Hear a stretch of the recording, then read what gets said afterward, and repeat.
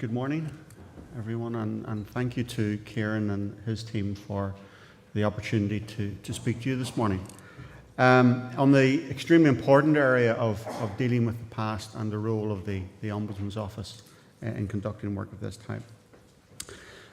Let me say at the outset, and I preface my comments this morning by saying that I'm resolute in relation to the objective of the Office, which is to undertake investigations into historical cases.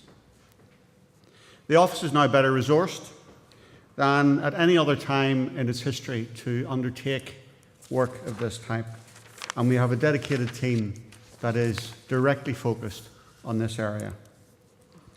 I say that because the nature and types of complaints that come to the Office are of the most serious nature and demand serious attention. Allegations of police involvement in conspiracy to murder, misconduct in public office, assisting offenders, cover-up and collusion are amongst the most serious charges that can be put to any police organisation. An understanding of the context, what some would call the war, or more simply, what some would say that this was the way things were done around here, are in my view no justification for crimes such as this should they be proven.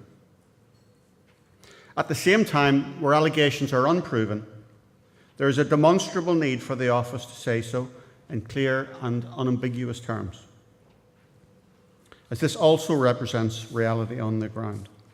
Investigations into such allegations need to be driven by evidence. In January of this year, the Office relaunched the undertaking of investigations into those cases that occurred during the Troubles. This initiative, arising from a very positive inspection by the Criminal Justice Inspectorate and the Inspectorate of Constabulary, set out a new approach to dealing with history, with the rising number of cases that are coming to the Office.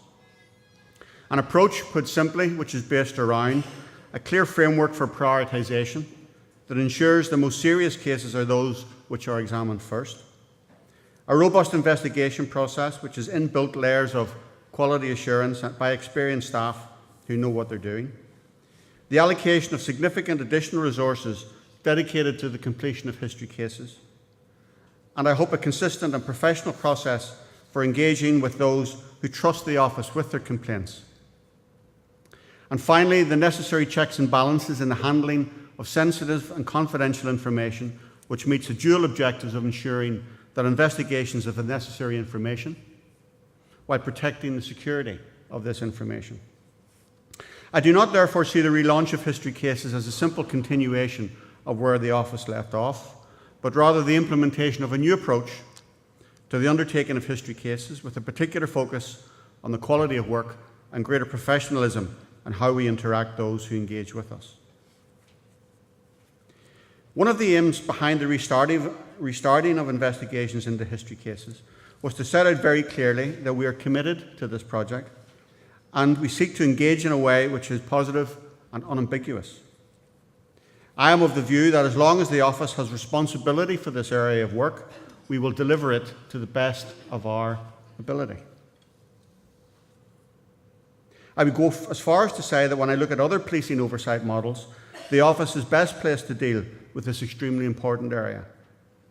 There are a number of reasons for this, including the legislative basis for the work of the Office and the access to information this provides is critical. I believe firmly that the independence of civilian oversight, for example, in some other jurisdictions, police oversight bodies do not deal with criminality, but rather just misconduct. And also the skills and experience in the day-to-day work also inform how we look at the past and the lessons that we can learn from that. Any future model should be demonstrably better than creating change for change's sake, or more cynically, to create the illusion of change. Rearranging the institutional deck chairs here, I don't think will add much value. But as we all know, the delivery of history cases has been challenging. When I took over responsibility for the Office in July 2012, I met with a wide range of stakeholders who took a view and who have a view on the work of the Office in this area. While I received considerable personal support and a strong sense for the Office to succeed, it is clear there are very diverse opinions on our work, which in many cases will not be reconciled. As we speak this morning, I can write a possible script as we look to the future for the delivery of history cases. Looking, for example, at the term collusion, the problems with the term are not just definitional. Some argue there is no such crime as collusion, and therefore it's a meaningless term which is loaded with baggage. There is those who think the term is toxic and should not be used. There are others who would wish to see the term collusion in nearly every history report and see the practices underpinning it in every policing failure. Failure to deliver on either of these will invite criticism. Because collusion is not a crime, however, does not mean it did not take place.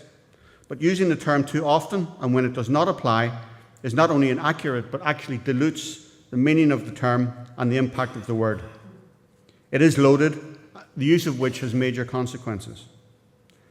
I do not think it's a word we should be afraid of, but I will not be held to ransom by it. This approach will possibly invite criticism. In considering the launch of history cases, it does not have to be like this. For change, however, for things to change, things have to change. Some of these are in control of the office, while others require a broader political and societal shift on how the past is viewed and what this means for the future. The extremely difficult question of how we deal with the past while creating a new reality for the future is part of this issue. And I think part of the answer, as far as the work of the office is concerned, is to try and create a new dialogue about our reports and the way in which they are presented as not as a game of you win, therefore we lose. But what does this mean? To begin with, it means clarity on what the office can deliver. As the office delivers a public service, there are some very reasonable expectations that people might have of the work that we do. They can expect and should receive the results of a robust and quality investigation undertaken by people who know what they're doing and who have exhausted all proportionate efforts to get answers. They can expect and should receive an investigation that is independent and free from interference. Independence means that this issue will have to be addressed head on. Thirdly, they can expect and should receive a professional service on how the office deals with complaints and how we communicate with families as the work unfolds. What it does not mean, and what I cannot promise, is that they will agree with the results or indeed their full expectations about what an investigation will deliver. To say that I will deliver on all occasions a report that meets all the expectations of those who trust us with their complaints raises expectations to an unnecessarily high level and may ultimately disappoint. This does a disservice to families and individuals from the outset and will probably entrench a sense of injustice. Part of the new realism, I think, is an acceptance of the realities of what has happened. To begin with, not every policing failure, where identified, will be the result of criminal activity or a wider conspiracy or indeed misconduct. We often get complaints about the failure of the RUC to engage with families around the murder of their loved one. In reality, a structured and disciplined approach to family liaison did not kick in until much later. We often get complaints about poor police investigations that look at the events of 20 years ago, for example, through the telescope of modern-day professional practice. In many cases, there was a poor investigation, as there were in murder investigations throughout Great Britain and Ireland. There is also a particular context in Northern Ireland about the sheer volume of cases that had to be investigated with finite resources. We have received complaints that police failed in their initial investigation to undertake basic tasks. I've seen cases where it was simply not possible because of a major threat to life of officers undertaking such work, such as house-to-house inquiries. There's nothing wrong with the concept of state agents, informers, touts, whatever you want to call them. All law enforcement agencies use such an approach, and they can save lives and help protect serious crime. In making these comments, I do not seek to apologise or defend poor policing practice, misconduct, or criminality. Rather, it is an attempt to set out a reality. The reality is that we've seen some examples of good practice in relation to family liaison, investigative practice, and former management, as well as some extremely poor ones. There are also behaviours and practices that cannot be justified under any circumstances. Hindsight is a powerful tool, and Daniel Kahneman put it distinctly when he said, quite often the criticism of people for not seeing the writing on the wall fails to recognise that it was written in invisible ink. For those who view the RUC as a bulwark against the tide of terrorism, these comments may be an anathema and possibly perceived as an attack on the reputation of the force itself. It's not, but rather an attempt to offer some explanation and some reality into the discussion. On the other hand, there are the sensitive issues that will require consideration. As a starting point, Sir Desmond de Silva clearly states in the introduction to his report that the government has a duty to protect the lives of its citizens, a positive duty to take all reasonable steps to protect a person's right to life, or to take preventative operational measures to safeguard a life when a risk is known. Thus, the direct targeting of individuals by agents of the state, the failure to take necessary steps to protect life, or the creations of conditions that facilitate others in taking life is wrong, and should be the subject of adverse comment and appropriate action where the evidence threshold is reached. So too is any evidence of a cover-up after crimes have been committed, or the protection of individuals who have been engaged in serious criminality. Agreement between the state and agents to commit crimes, or the willful turning of a blind eye, is also wrong. But as we've heard this morning, the getting to conclusions is not straightforward. As we've seen, it may be because the evidence is simply not there. All investigations are a search for evidence, and historical investigations are particularly difficult because the evidence may be thin on the ground. Documents may not exist, and written evidence may have been destroyed. People may be unwilling or unable to speak with the office. This will be an increasing issue as time progresses.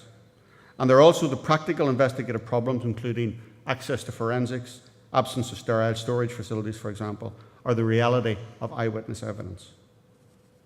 The evidence threshold for prosecution is justifiably high, and this may mean, on a case-by-case basis, a limit on how a case will proceed and what we can say. It may be a narrative of what we think happened will be all that is possible, as opposed to the prosecution of alleged offenders. There needs to be a realistic appraisal of what the office can and cannot do in any one given set of circumstances. This will call for difficult judgments. Where there is evidence of direct intent or willful omission, then the task, and I say this with hesitancy, is relatively easy. But where there is no evidence of direct intent, then a judgment call will have to be made. Judge Corey makes an interesting point when he says that there is evidence of a pattern of behaviour by a government agency that comes within the definition of collusion.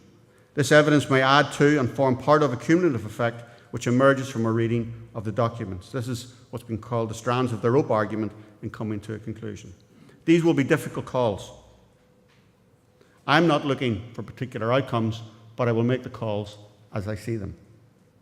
There are also limitations on what the office as a public body can say in relation to, for example, covert activities by the police and the use of sensitive material.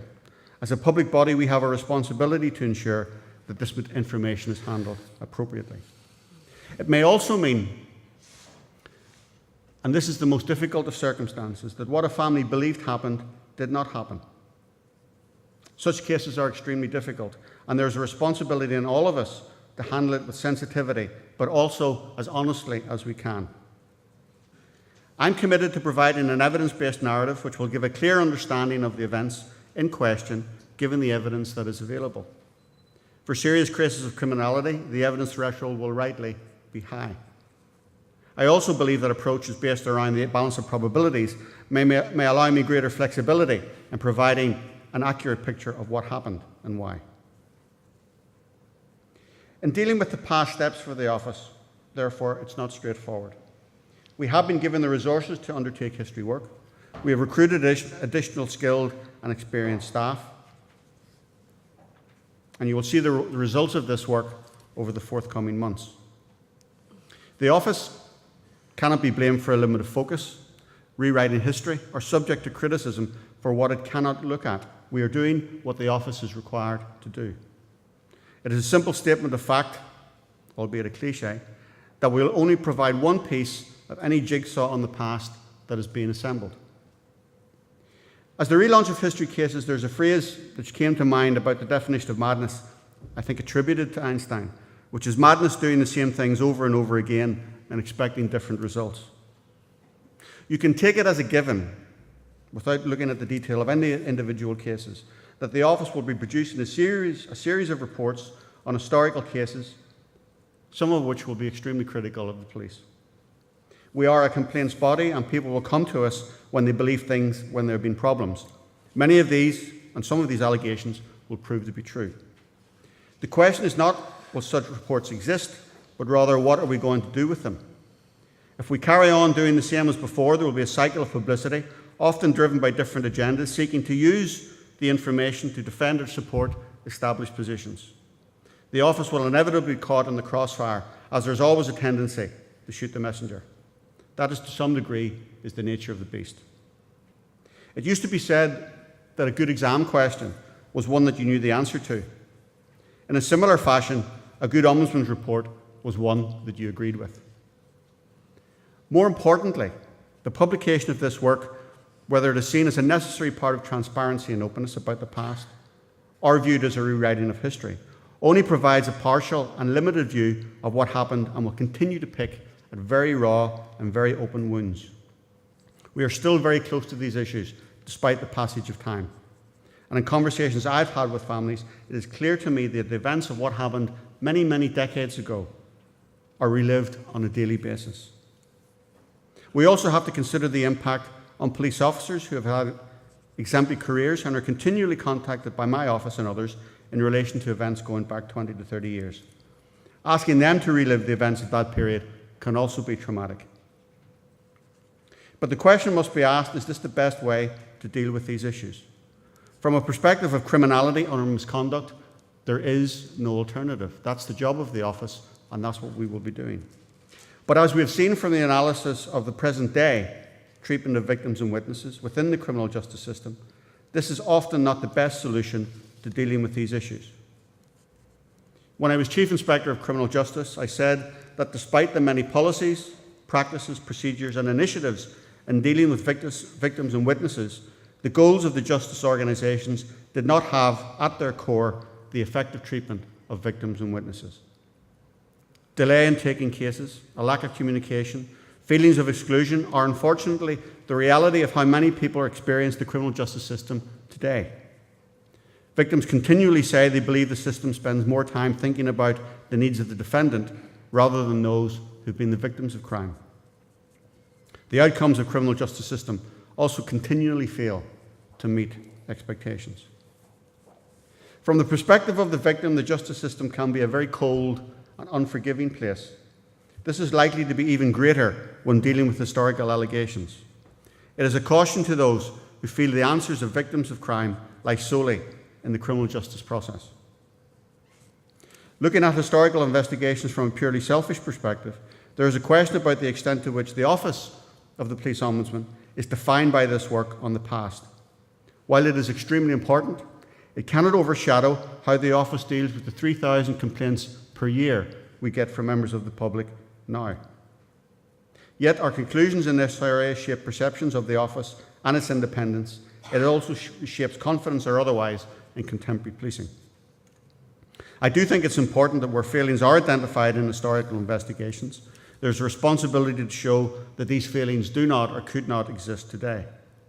This open and transparency around issues will, I believe, provide greater confidence in contemporary institutions. But the answers to dealing with the past are much bigger than the work of the Police Ombudsman. There are much wider political and societal issues that frame the discussion and will ultimately frame any possible solution.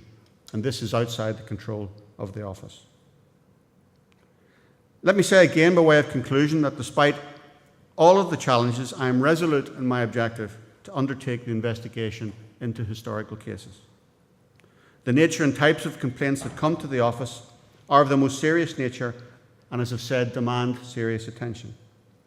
Allegations of police involvement in conspiracy to murder, misconduct in public office, assisting offenders, cover-up are the most serious charges that can be put to any police body. We will robustly investigate any such allegations, both impartially and independently, and these reports will be subject to public scrutiny. As the office delivers a public service, there are some very reasonable expectations what people might have. As I've said, they should expect and receive a robust investigation. They should expect and receive an investigation that is independent and free from interference. And they should expect and receive a professional service on how the office deals with the complaints and communicates with them as the work unfolds. And as I've said to families, if we don't do that, let me know. because it's the core of what it is that we're trying to achieve. So I do not see the relaunch of history cases as a simple continuation of where the office have left off, but rather the implementation of a new approach to the undertaking of history cases. This is the basis upon which we've reshaped our history work, and that is the basis upon which we will deliver. Thank you.